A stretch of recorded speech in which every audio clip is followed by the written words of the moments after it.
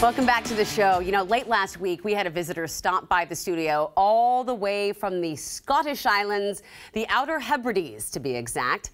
Cranachan McLeod rose to fame by sharing a recipe for ginger loaf on TikTok, and his channel has since then taken off. He's now out with a new cookbook called the Hebridean Baker, and Susie got a chance to speak with him. Well, welcome to Seattle. Voucher, Susie, it's so great to be here. Oh, it's so much fun to have you, and I've been practicing your name with you, so I'm going to try. Cranachan. Cranachan. Do you know what it is? It's a Gaelic word, and don't laugh, it's the Gaelic word for handsome. I was a cute baby. I think you made that up, but whatever. I've gone downhill since maybe 2 days old. Oh gosh, no. Oh, this is fun. Okay. Cranachan. All right. We're just going to go with handsome. How about that? That seems easier. So what are we making today? We're making probably the most traditional of Scottish desserts, which is called Cranachan. Right. Cranachan, yes. Cranachan. And Cranachan is also a Gaelic word, and it means to churn butter. And we'll be doing a wee bit of whisking and things today. But it starts so easy. And it's got all the most wonderful of Scottish ingredients. As easy to pronounce your name, correct. Right? Okay. Exactly. Okay, how do we start? So we've heated the pan a wee bit here, and I've got steel-cut oats and a little bit of brown sugar. So I'm just going to pop, I'd probably say, I don't know, maybe a tablespoon there of brown sugar in with the steel-cut oats, and all you're really doing, to be honest with you, is just getting that extra flavour out of them. Just toasting them? Just toasting them, and so we can just leave that for just a wee second to toast and keep it going. And so you could eat this for breakfast, but it's really a dessert because we're actually going to be putting them into the chocolate cups, I know, right? This is extra indulgence. So Cranachan was originally a breakfast dish, but a breakfast dish with whiskey and honey and cream and in season, of course, Scottish raspberries. But you know what it's become very famous for is our national bard, poet Robbie Burns.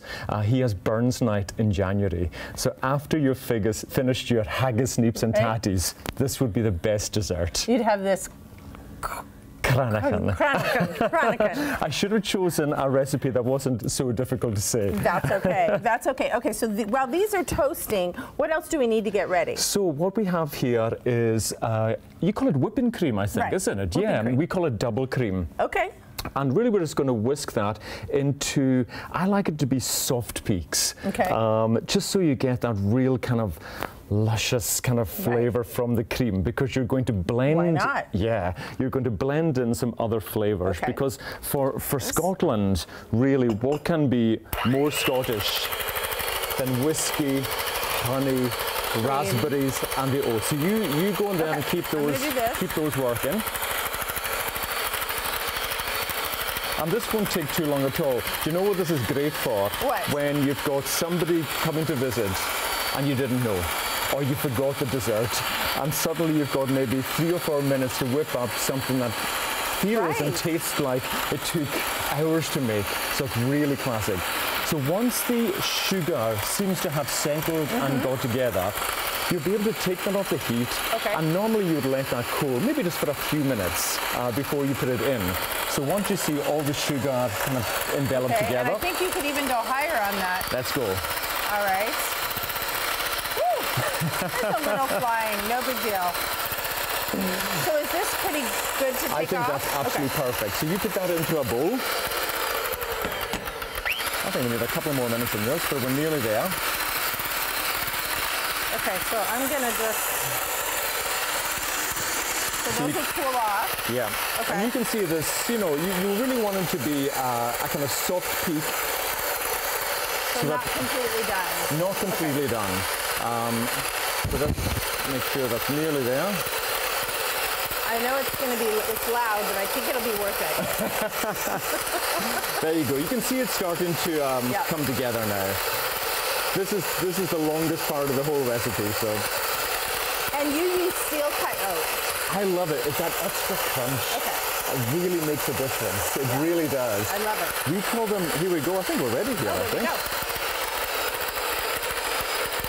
I didn't want to ask you any of the good stories while we're doing this. Okay, but I do want to ask you now. So you keep assembling. I'll keep going, yes. And I want to ask you, there's a story. Well, tell me first about where you live in the beautiful islands. It is a beautiful island. I'm from the Outer Hebrides and an island called the Isle of Lewis, which is the most northerly of the Outer Hebrides of Scotland. Have you been to Scotland? I have not. Okay, well, I hope the book persuades you and the viewers to come visit, because it's beautiful. It really is beautiful.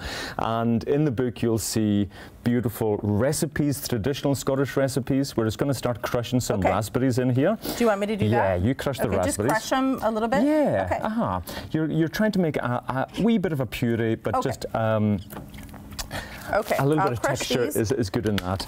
And in the book you really tell people to just take time to just relax in life, and cooking has done that for you, right? It has, yeah. There's a saying in Gaelic, Berry Blas Erloas, and it means there's a time for everything. And just slow down, enjoy yourself, and have some tasty bakes. I love that. Okay, let's continue this tasty bake. So this one, that looks absolutely perfect. So what we're going to start to do, and I'm going to get you to do it. Okay. So you've got the cream there. And of course we love the Scottish flavours of honey, but I see we've got some American versions, which is great. We've got some whiskey there and some honey. So you're going to put probably about 2 tablespoons of each. Do you mind if I eyeball that? Go for it. Okay. There we go. We just have about a minute left, so I want to, and I know there's a story about the Queen we have to get to as well, so about 2 tablespoons? About 2 tablespoons of that. And you're just going to... This could be a heavy pour.